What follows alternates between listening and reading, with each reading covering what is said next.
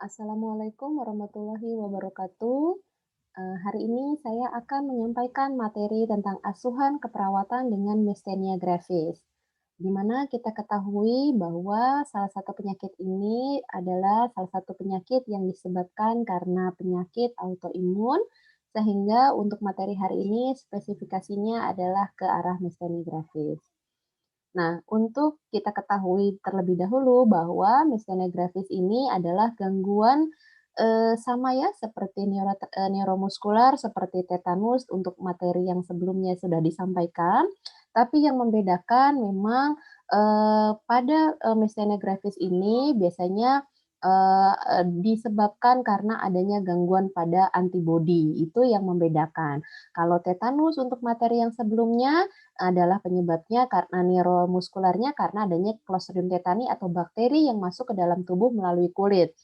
Sedangkan myasthenia gravis adalah gangguan transmisi neuromuskuler yang disebabkan karena gangguan antibodi. Nah, ini sama gejalanya pasiennya memang mengalami adanya kelemahan pada otot dan saraf. Biasanya pada pasien yang myasthenia gravis ini, pasiennya mudah lelah ketika melakukan aktivitas fisik dan biasanya, keluhan membaik ketika istirahat. Jadi biasanya tidak diketahui, biasanya pasien merasakan sudah lebih baik dengan istirahat sehingga tidak diperlukan untuk pemeriksaan lanjutan, sehingga biasanya ada, gejala yang nanti memperparah pasien. Karena pada pasien dengan myasthenia gravis ini, eee mengalami masalah pada transmisi neuromuskuler biasanya, tadi disebutkan di awal bahwa disebabkan karena adanya gangguan autoimun. Biasanya ada gangguan antibodi atau kekebalan tubuh yang menyerang, tubuhnya sendiri. Ya, sudah kita pelajari, pelajaran tentang antibodi atau autoimun sebelumnya, bahwa kita ketahui penyakit autoimun adalah, kondisi yang memang kekebalan tubuhnya atau antibodinya menyerang, tubuh orang itu sendiri. Sehingga, gangguan saraf dan otot, pada kasus ini, pada myasthenia gravis ini, biasanya, eee, tidak ada spesifikasi usia, tapi paling banyak biasanya pada usia dewasa muda sampai usia, lansia. Karena, eee kalau pasiennya, biasanya tadi hanya kelemahan fisik gitu ya, terus kemudian mungkin sering jatuh karena lunglai, mungkin dipikirnya hanya, gangguan biasa, padahal itu sebenarnya tanda dan gejalanya, awalnya gitu ya.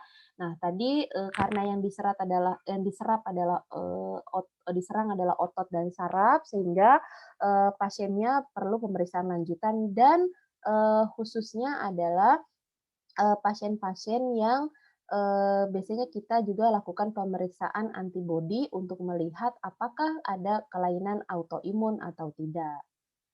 Oke, untuk penyebab secara spesifiknya sebenarnya, karena tadi adalah antibodi, biasanya kita juga lihat, hasil antibodinya karena memang, belum diketahui secara pasti bahwa, eee, penyebab dari, gangguan autoimun ini sebenarnya, apa gitu ya, sehingga biasanya penyebab dari gangguan autoimun pada myasthenia gravis ini, biasanya kita lihat pada, kelenjar Tims, pernah kita pelajari tentang kelenjar Tims, di mana adalah faktor yang, resiko untuk munculnya penyakit myasthenia gravis ini.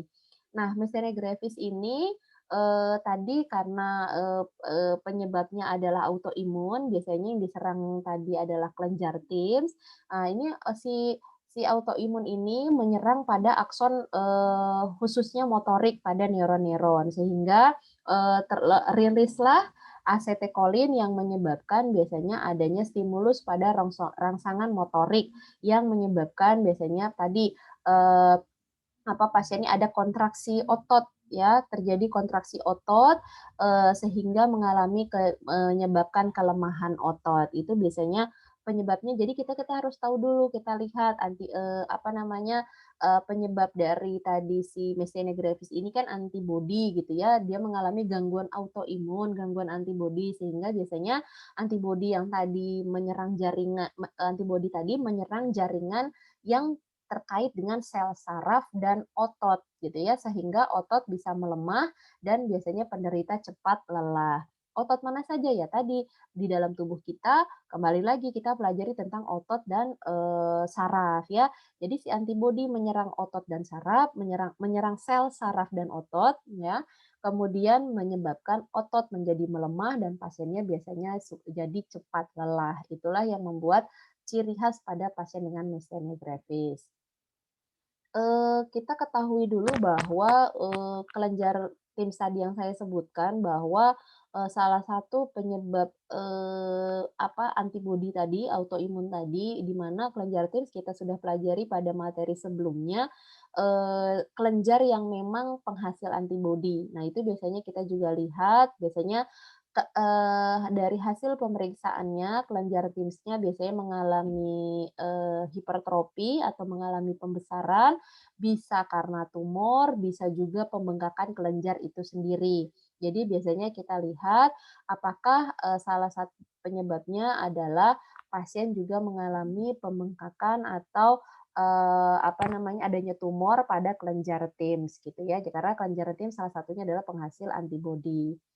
Oke, nah ini hanya klasifikasinya saja, tadi bisa didasarkan dari hasil pemeriksaan penunjangnya. Nah, kayak ini juga bahwa, secara patofisiologi tadi dijelaskan sebelumnya bahwa, tadi ya, karena tadi si antibodi menyerang sel saraf dan otot, membuat otot menjadi kelemahan, sehingga pasiennya mengalami cepat lelah gitu ya, karena tadi sel otot kehilangan kemampuan gitu ya, untuk, melakukan, secara fungsionalnya, sehingga pasien autoimun ini biasanya mengalami gangguan neuromuskular atau saraf dan otot. Untuk tanda dan gejalanya, sebenarnya yang pastinya pasien ini adalah melemahnya otot. Jadi kelemahan otot yang menyebabkan pasien mudah lelah, gitu ya. Sehingga biasanya pasien, bisa berkurang setelah istirahat atau setelah aktivitas tadi pasien istirahat biasanya sudah hilang. Otot-otot yang sering terkena biasanya dihubungkan dengan saraf kranial ya, karena banyak sekali biasanya yang paling sering adalah otot-otot simetris ya. Otot-otot simetris itu otot-otot yang, sama gitu ya. Nah ini biasanya pasiennya, yang tadi kalau simetris pasien, pada otot okular. Okular itu biasanya pada, penglihatan ya, pasien biasanya awalnya ciri khasnya pasien mengalami diplopia atau penglihatan ganda atau ptosis. Ptosis itu jatuhnya kelopak mata. Kalau, nanti Anda bisa searching gambar tentang ptosis, di mana ptosis itu adalah, eee kelopak mata menurun, mata penen gitu ya, kalau orang sering Sunda bilang tuh mata penen. Nah, itu biasanya, ekspresi wajahnya juga pasien biasanya, mengalami, seperti, penurunan penglihatan gitu ya, karena tadi yang diserang adalah gangguan penglihatan. Kemudian juga kalau pasiennya tadi karena mempengaruhi otot wajah dan pencernaan, biasanya laring juga terkena, pasiennya mengalami disfonia, gangguan suara, biasanya seperti ngirung sampai kesukaran untuk mengucapkan kata-kata. Kemudian karena tadi juga selain otot-otot simetris, selain, otot-otot okular, juga ada otot-otot bulbar, di mana pasien tadi ya kerusakan menelan, biasanya resiko aspirasi pada pasien ini terjadi, sangat tinggi karena tadi otot menelannya mengalami masalah. Jadi, hampir sama seperti tetanus bahwa pasien ini juga selain mengalami gangguan pada penglihatan, juga pasiennya juga mengalami gangguan pada, pencernaan. Jadi selain otot-otot okular, otot-otot bulbar pun juga biasanya diserang. Pasiennya bicaranya bisa cadel ya, karena tadi ada gangguan. Jadi pasiennya sebenarnya seperti gejala stroke ya, karena memang yang diserang adalah otot dan saraf. Jadi biasanya saraf kranial yang diserang lebih ke otot-otot yang simetris. Jadi seperti, otot-otot, dan saraf pada fasial, pada glosofaringeal, pada vagus, itu biasanya yang diserang, pada, pasien ini.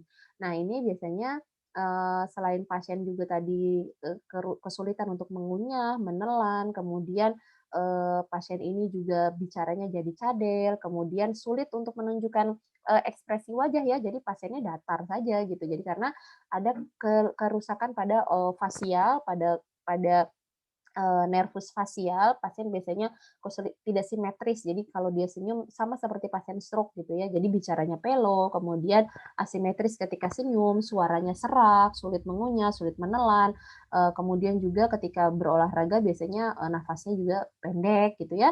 Kemudian ketika aktivitas biasanya lebih lebih lebih terlihat lagi bahwa biasanya pasien pada otot kaki ya, biasanya pada otot kaki mengalami kelemahan yang membuat tiba-tiba pasien jatuh. Jadi usia sekitar 20 sampai 30 tahun itu banyak kejadian bahwa pasien ini ternyata mengalami myasthenia gravis. Karena apa? Karena tiba-tiba pasiennya mengalami, kekakuan pada wajah, kemudian diplopia, gangguan penglihatan, kemudian pasiennya ketika bicaranya tiba-tiba pelo, atau ketika aktivitas dia tiba-tiba terjatuh gitu ya, sampai mengalami kelemahan.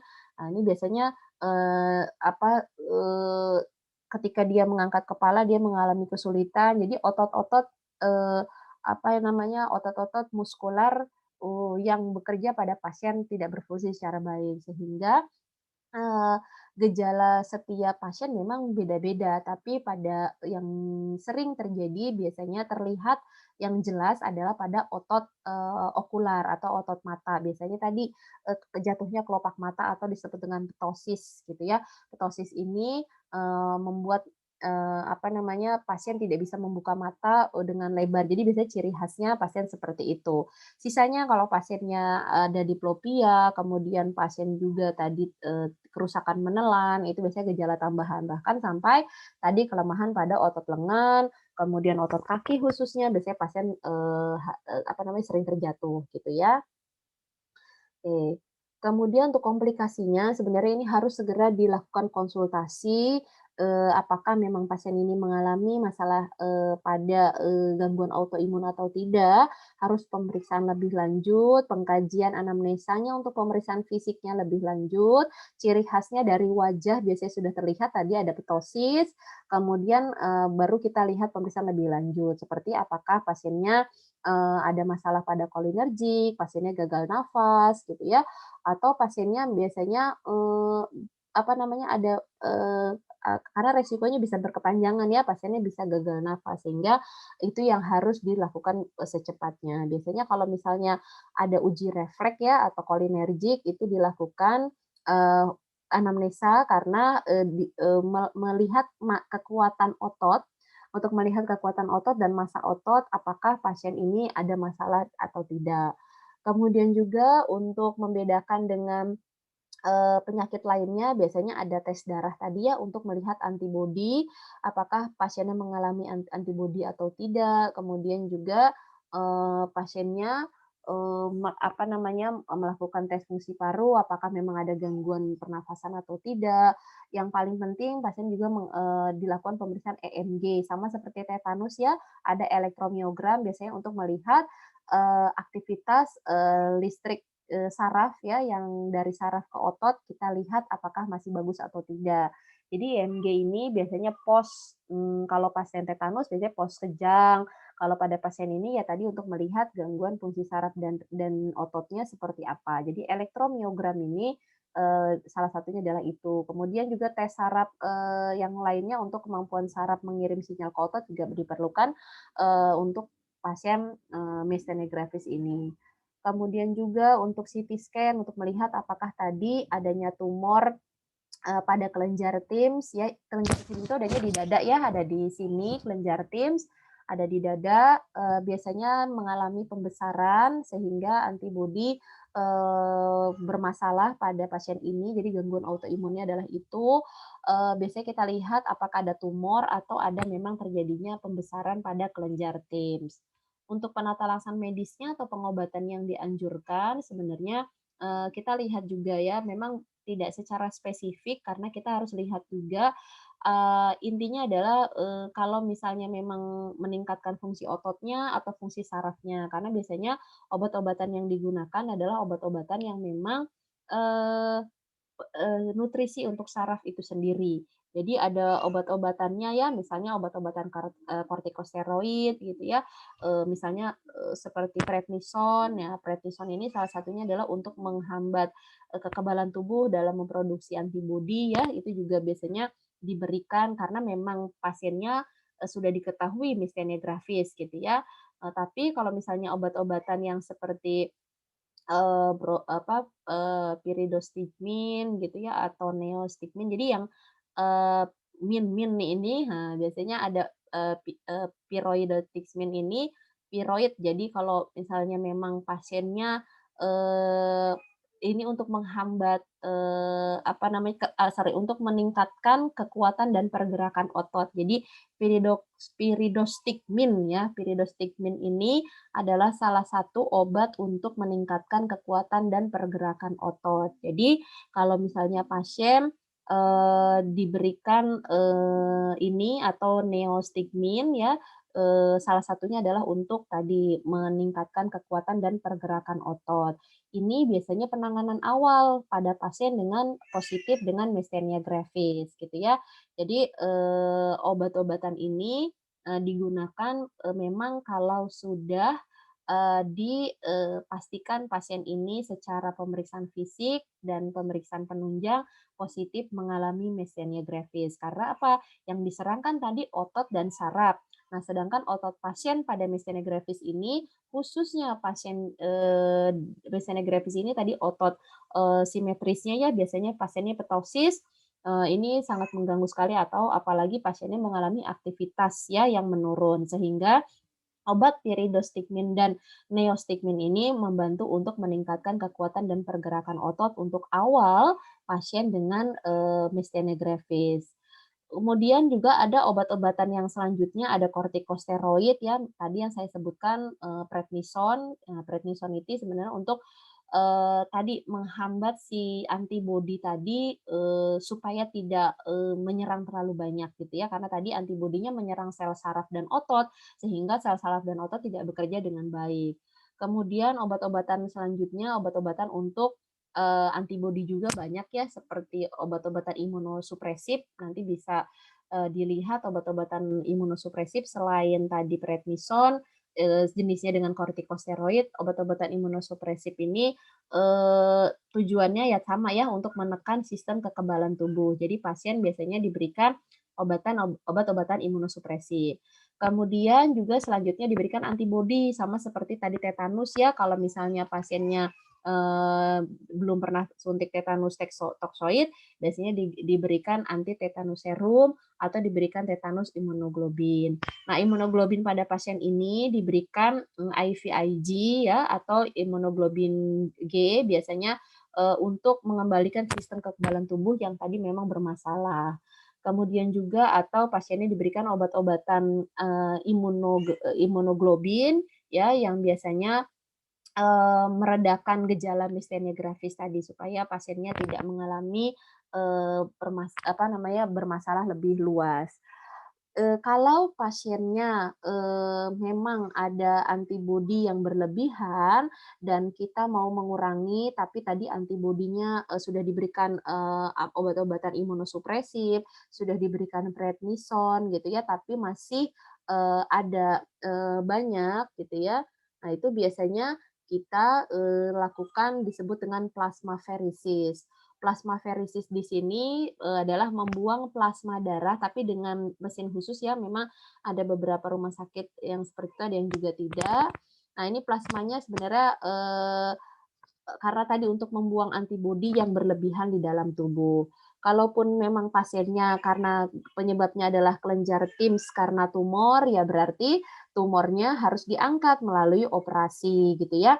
Misalnya dilakukan timektomi namanya. Jadi timektomi itu adalah pembuangan kelenjar Tims gitu ya, pemotongan kelenjar Tims tadi karena mengalami pembesaran.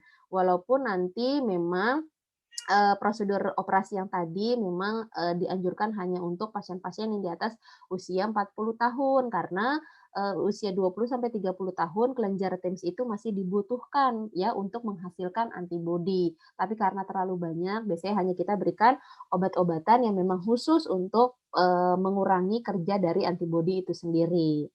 Nah, komplikasinya sebenarnya ya tadi ya, karena tadi ada gangguan penglihatan, kemudian pasiennya juga gangguan pencernaan ya, pasti tadi, otot tenggorokan, atau otot laring, otot faring, kemudian otot okuler juga, otot mata, ini biasanya, harus waspadai khususnya pada saluran pernafasan, saluran pencernaan yang biasanya pasiennya bisa, apa ya, complicated ke saluran pencernaan dan pernafasan. Nah, ini maka daripada itu pengkajian kita harus benar terhadap pasien ya, kita harus melihat gejala-gejala atau riwayat pasien tadi. Jadi kalau misalnya pasiennya mungkin ada, kalau pasiennya miastenia gravis juga penyakit autoimun lain, misalnya pasiennya tiroid, juga, lupus, rheumatoid arthritis ini kan dikaitkan dengan adanya masalah, pada, ekstremitas juga ya, sehingga, pasiennya juga mengalami complicated yang lebih. Sehingga pada pasien dengan myasthenia gravis ini pengkajian yang sangat penting adalah autoimunnya.